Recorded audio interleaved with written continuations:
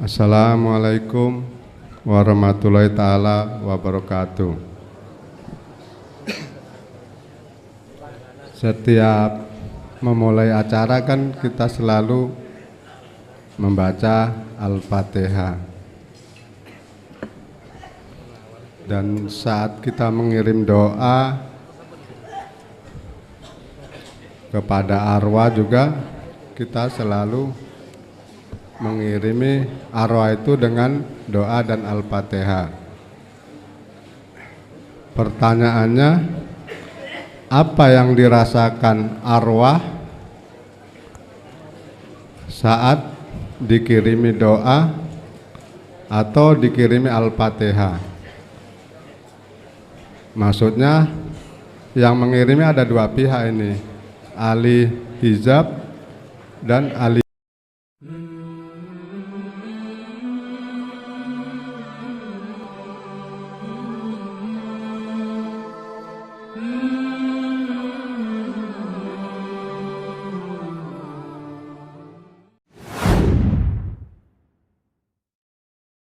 Sedereng matur Gus dalem nyuwun ngapunten.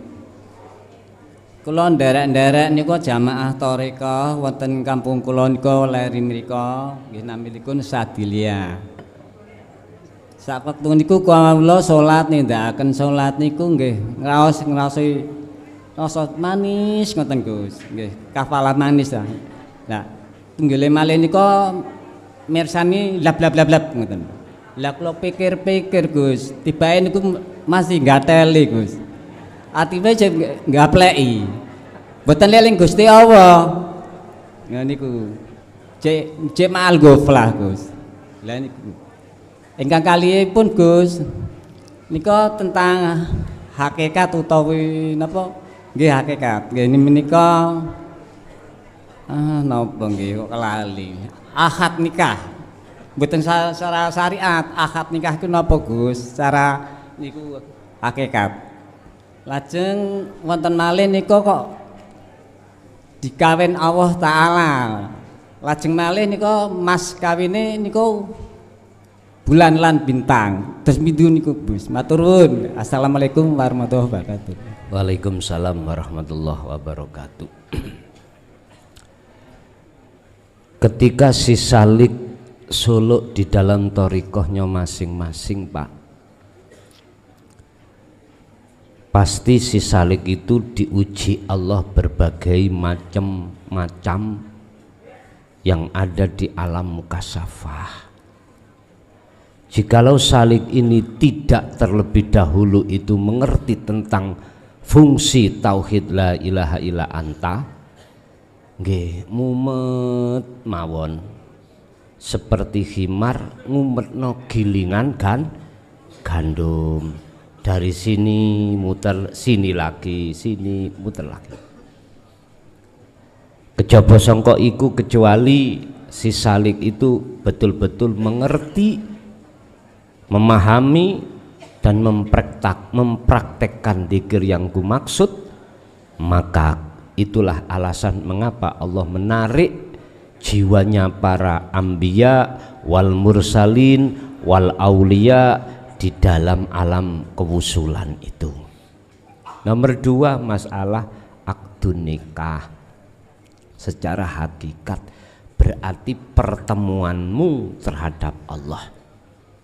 Otomatis ono mas kawine. Apa mas kawine? Siji, jenengan harus paham tentang ilmu syahadat. Carane syahadat sing bener piye? Loro, salat. Berarti jenengan iki wajib melakukan yang namanya bentuk salat daim. Bentuk ati sampean selalu mengesahkan Allah di dalam banyak suhudul wahda fil kasrah. Bahasa mas kawin, jenengan harus membayar, menukar duniawiyah itu ditukar dengan ukhrawiyah. Berarti apa? Yang tadinya kita itu menyembah selain daripada yang ahad, ilahukum ilahu wahid, yaitu dunyo. Sekarang kita tinggalkan itu, berarti ninggalkan inilah, membuang inilah namanya mas kawin. Apa kok diomongno bulan bintang iku makhluk? Artine Anda akan bisa bertemu Allah jikalau hati Anda lepas dari semua perkara makhluk. Lanjut. Assalamualaikum Gus. Perkenalkan, saya dari Tasikmalaya Gus. Saya punya cerita sedikit Gus ya. Dulu sama Allah itu saya diperjalankan dalam tajrid Gus, praktek. Singkat cerita saya tumbang Gus di pertengahan gitu. Tajrid ya. Saya tumbang di pertengahan. Udah itu saya melihat YouTube, nemulah dengan kajian Gus. Singkat cerita, waktu itu saya lagi tahajud Gus ya, sambil nangis lah gitu. Waktu pas saya ruku, dalam hati saya ada yang berkata aku Allah, tapi saya jadi takut Gus. Singkat cerita, udah beres, saya mau tidur, saya dikirkan sirul asror. Perasaan saya itu ada yang mau keluar Gus sampai 3 kali, tetap saya takut itu, sampai bangun lagi, gitu lagi, bangun lagi. Nah besoknya saya menyesali Gus, menyesali kenapa harus takut saya, asal ada dalam ridho Gusti Allah. Saya kenapa harus takut? Ditunggu-tunggu itu nggak ada lagi. Pas yang kedua Gus, saya lagi dikir, perasaan saya itu naik ke atas, ngelihat saya itu tambah kecil terus ke atas, hilanglah gitu. Yang ketiga itu dikir juga, tapi ngelihat batu besar menghampiri saya terus Gus. Saya takut juga itu. Ya, mungkin apa sih makna dibalik itu gitu. Makasih Gus. Assalamualaikum warahmatullahi wabarakatuh. Waalaikumsalam warahmatullahi wabarakatuh. Ketika mendengarkan kalimah ana Allah, apakah yang membaca itu ketok atau tidak, terlihat atau tidak, terus di dalam hati jenengan ada ketakutan, berarti itu tetanda setan. Mosok Gusti Allah wedi. Kan tarkibe kalau dikatakan musyahadah wusul kan selain Allah nggak ada, gitu ya, nggak ada. Selain Allah itu nggak ada, yang ada cuman Allah. Apa mungkin Allah itu takut? Takut nang sopo? Gak ono liyane. Jikalau kita takut berarti menandakan posisi kita masih di luar musyahadah. Ya niki Pak, sejarah Syekh Abdul Qadir Jilani itu Pak, akhirnya muncul kitab Sirul Asr karangan beliau. Mengapa beliau bisa jawab, oh bukan pangeran anakmu, setan? Kok iso jawab seperti itu? Ini sebab musabab karena di dalam diri beliau itu, mohon maaf, sudah tertanam dengan kuat namanya dzikir Sirul Asrar. Jadi supaya umat ini paham, ditulis dzikir Sirul Asrar, sekalipun itu kebanyakan masih memakai bahasa kinayah, bahasa yang disingitkan, disembunyikan maksudnya, padahal ya itu. Maka butuh kita tafakur untuk memahami makalah-makalah tentang Sirul Asrar. Dan atau lagi jenengan ada perkara yang keluar dari diri Anda, itu prosesnya al-aurath di dalam diri kita. Ketika Allah sucikan, Yes, memang dikeluarkan, apakah khodam, bisa jadi asali, apakah kesenangan-kesenangan dunia yang sudah masuk di dalam hati itu Allah keluarkan. Ketika zikir jangan dibawa ke atas, itulah proses perjalanan. Ketika salik di makom muraqabah, ditarik Allah untuk menuju alam fana. Kalau sudah alam fana berarti ditarik lagi ke alam makrifat. Lah napa kok uber-uberai tadi mengikuti jenengan apa batu? Lah iku makhluk. Artinya apa? Siapapun kita, selama ruh belum ditarik Allah di makom musyahadah, ruh iku masih belum aman terhadap hawa nafsu. Mungkin Ibu.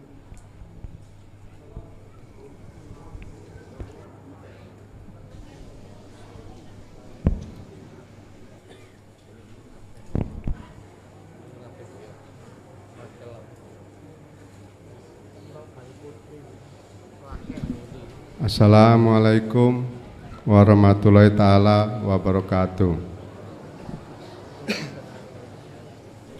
Setiap memulai acara kan kita selalu membaca Al-Fatihah. Dan saat kita mengirim doa kepada arwah juga kita selalu mengirimi arwah itu dengan doa dan Al-Fatihah. Pertanyaannya, apa yang dirasakan arwah saat dikirimi doa atau dikirimi Al-Fatihah? Maksudnya yang mengirimi ada dua pihak ini, ahli hijab dan ahli zuhud. Yang kedua, ini masalah tiron Gus, atau hari lahir. Misalnya kan ada hitungan hari, misalnya orang Jawa lah, kalau menikah mencari hari lahir, misalnya Senin Kliwon atau dan lain-lain. Saat beli barang, membangun rumah, secara ma'rifatnya itu atau hakikatnya bagaimana? Untuk pertanyaan yang ketiga, pernah ada seorang ustadz mengatakan begini, mati itu ada dua. Yang pertama mati memang karena Allah, yang memang sudah sampai ajalnya. Tapi mati yang kedua katanya yang sakit, yang kecelakaan, itu katanya sebenarnya belum saatnya mati, tapi matinya kena sakit atau kena kecelakaan. Secara hakikatnya bagaimana Gus? Terima kasih. Wabillahi taufiq wal hidayah. Assalamualaikum warahmatullahi taala wabarakatuh. Waalaikumsalam warahmatullahi. Apa yang dirasakan oleh ruh ketika saat kirim donga? Apabila ahli hijab, Pak. Apabila yang kirim ahli hijab,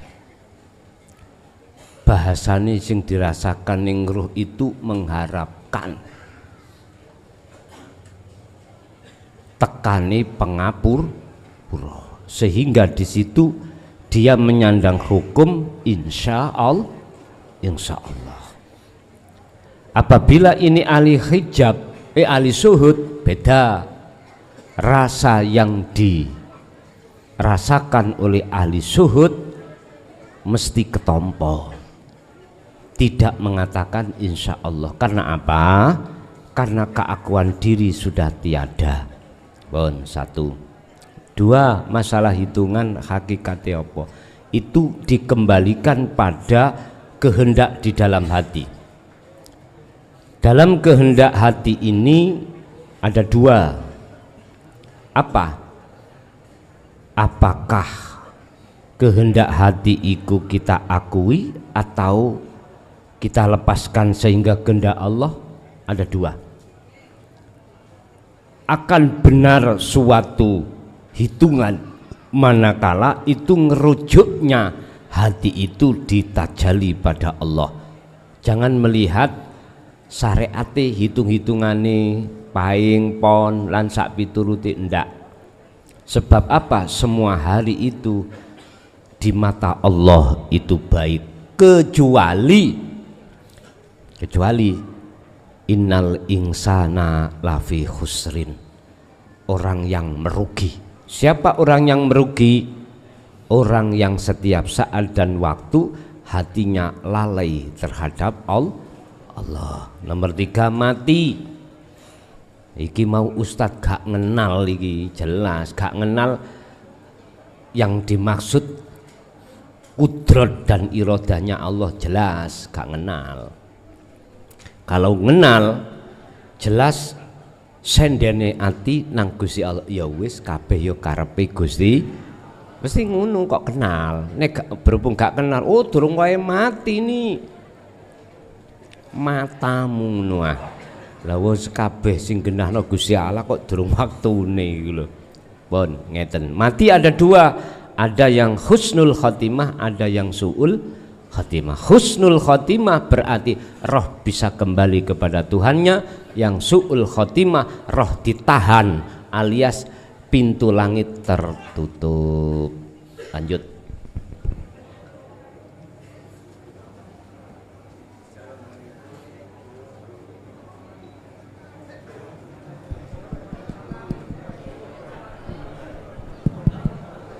Assalamualaikum warahmatullahi wabarakatuh. Pada tanglet Gus, Allah menika sampun biat torekot mutabaroh beberapa torekot dan sudah melakukan beberapa wirid-wirid. Setelah saya masuk ke JB, saya tanya kepada teman-teman, jawabannya lain-lain. Kawula nyuwun jawabipun Gus ingkang kados pundi caranipun kersane mangke kula nerusaken wirid napa ninggal wirid ingkang saya kados pundi. Mekaten mawon. Assalamualaikum warahmatullahi wabarakatuh. Waalaikumsalam warahmatullahi wabarakatuh. Sebetulnya thariqah pada umumnya yang kita sebut muktabaroh itu sudah benar.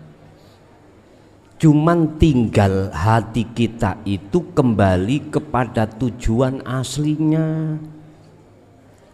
Yang tujuan aslinya hanyalah litaqarrubillah waliqaihi. Hanya itu. Gak ada maksud supaya dilebokno surga, sok nek mati wutuh jasate. Ora. Mohon maaf loh ya. Tidak untuk supaya ekonomi sukses, enggak. Tidak untuk tujuannya ben Gusti Allah gampang no memudahkan urusan dunia akhirat, enggak. Ya kita kembali ke khitoh. Cuman harus disertai kuncinya kewusulan. Jadi jenengan gak usah ditinggal no torikoi, ora. Gunakanlah aurat di dalam thariqah sanjenengan itu sebagai jalan untuk usul nang Allah. Berarti jenengan kudu membawa kuncinya kewusulan alam wusul, yaiku zikir yang kumaksud niku mawon. Memang Pak, ada yang belum pernah masuk di dalam thariqah pada umumnya terus kenal thariqah, ngapunten, yang biasanya dilakukan Kanjeng Nabi yaitu mahdoh wiru mahdoh, wis mah gak melok kumpulan, yes ngono-ngono tok ae, gerudak-geruduk, ngalor ngidul-ngidul, ora ana pendidikan tentang tauhid makrifat. Misalnya jenengan ngono, ya aku yo gak nyalahno sampean, tapi ingat semua orang itu punya proses masing-masing. Nek proses kelas 1 kongen nuju kelas 6 ya nggak boleh lah Pak, ya kelas 2, 3, 4 dan begitu seterusnya. Lanjut.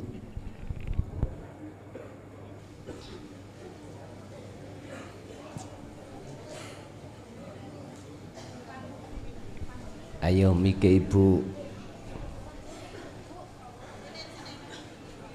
Sekakel ibu. Operatore cerdas tagak iki. Sekakele wonten sekakele Bu. Enggak ada. Mik bosok ayo dipajang.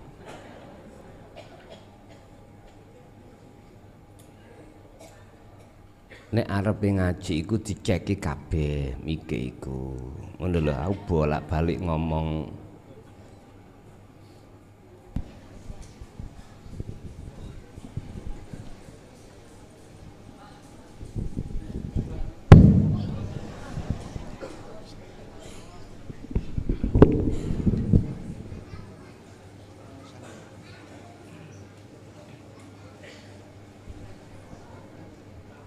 Assalamualaikum warahmatullahi wabarakatuh.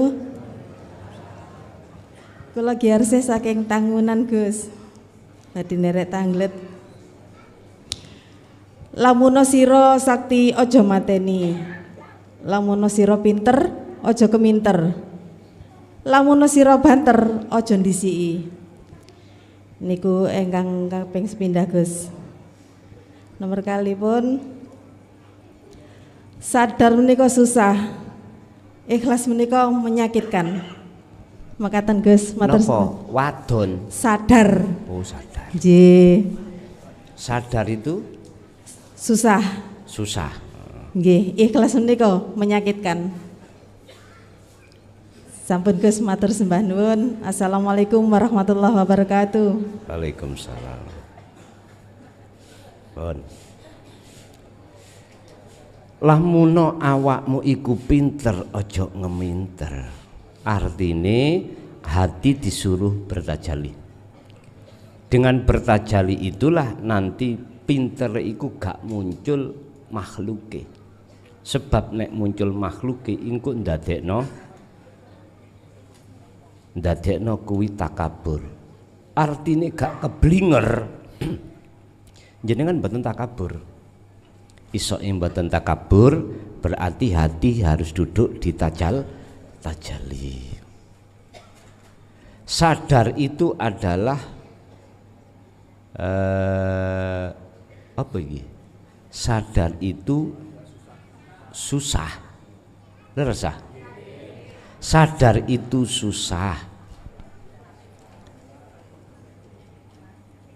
Inilah Pak Bu sing kula maksud. Nyadari kalau sedoyo iki Allah. Mengapa susah? Karena jenengan wajahidu fisabilihi ku berat. Berat. Menanggalkan akunya makhluk itu berat. Tapi susah bukan berarti nggak bisa. Berat bukan berarti nggak bisa. Ingat dawuh Allah, saya ja'alullahu ba'da usri yusra. Memang sesuatu yang kau dapatkan itu awalnya itu harus kau alami terlebih dulu, susah payah. Pak, dzikir setiap napas detik niku yo abot. Tapi nek iku sampean lakoni terus dadine enteng.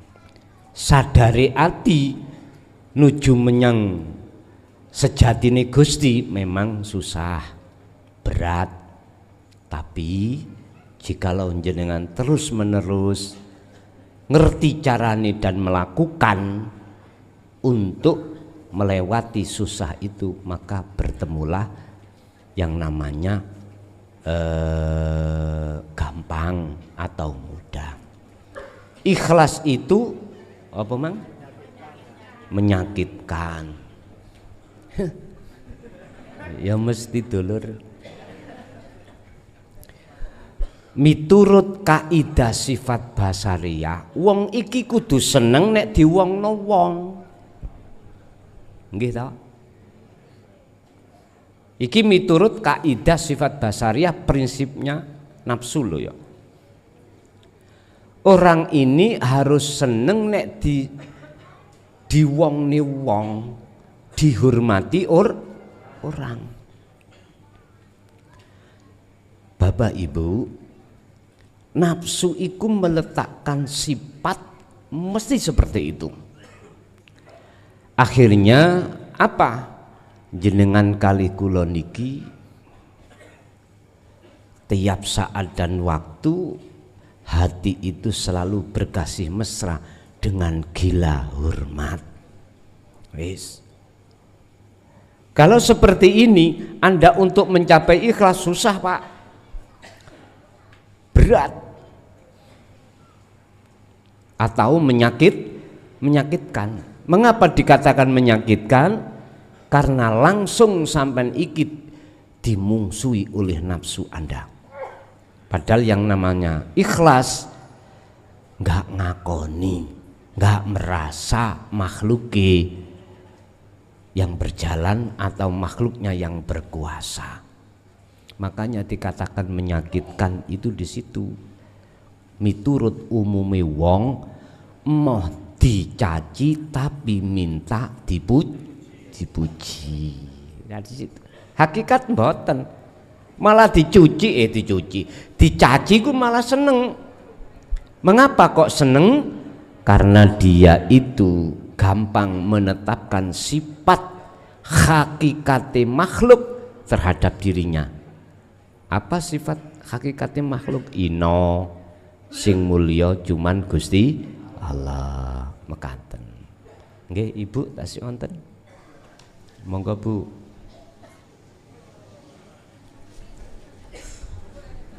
Nggih gantian. Assalamualaikum warahmatullahi wabarakatuh. Waalaikumsalam warahmatullahi wabarakatuh. Kula saking Bangil, Gus.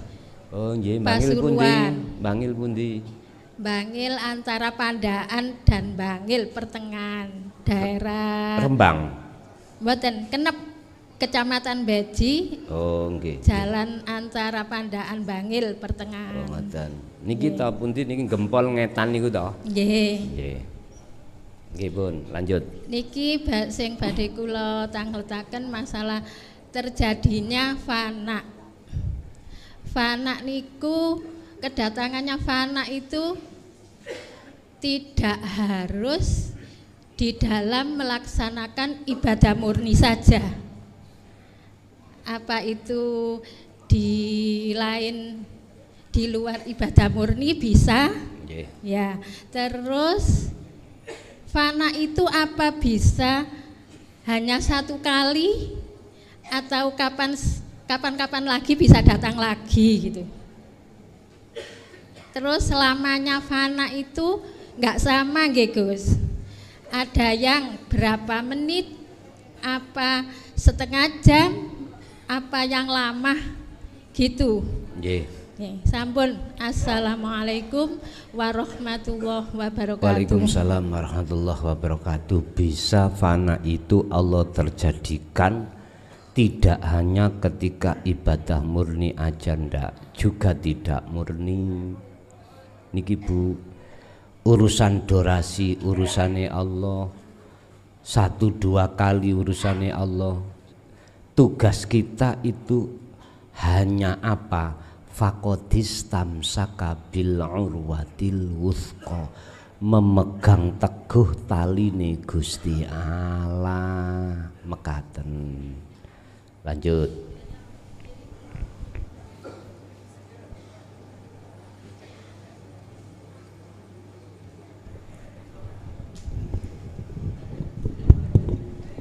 Bismillahirrahmanirrahim. Assalamualaikum warahmatullahi wabarakatuh.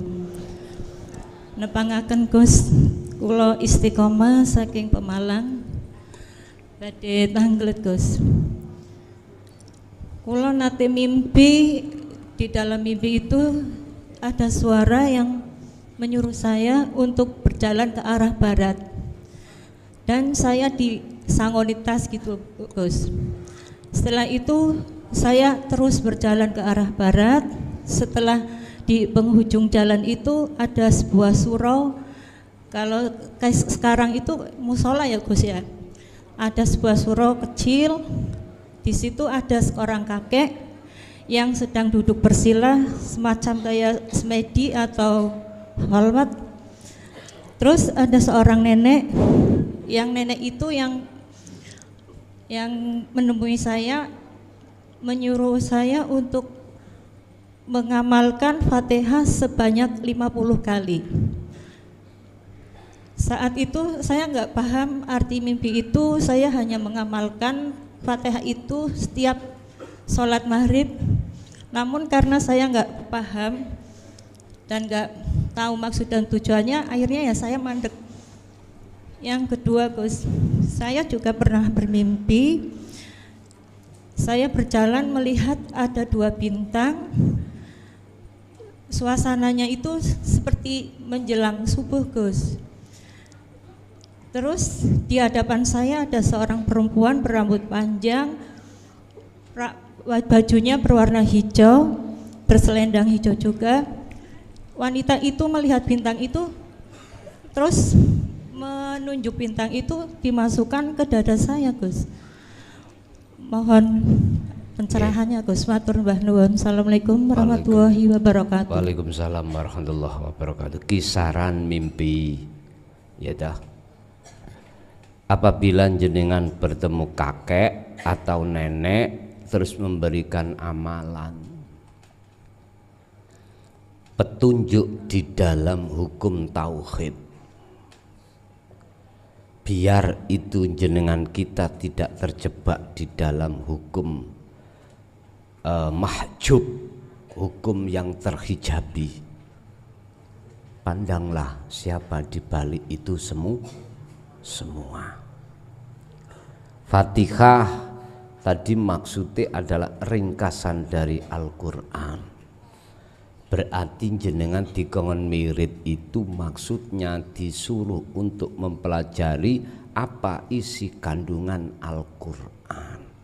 Yang kumaksud Al-Quran ini isi kandungannya adalah tauhid. Ya berarti ya kongon ngaji tauhid. Yang kedua, lentang ataupun nenek yang masuk yaiku mak lampir. Dikatakan mak lampir jikalau jenengan ikut tetep nyawang makhluke.